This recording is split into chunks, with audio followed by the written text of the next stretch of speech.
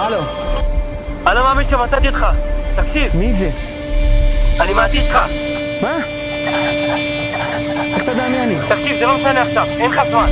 מה? אתה חייב למצוא את אתר למשתחרר, שמעת מה אני אומר לך? מה? למשתחרר. אבל מה השם שלך? טוב, מה זה למשתחרר?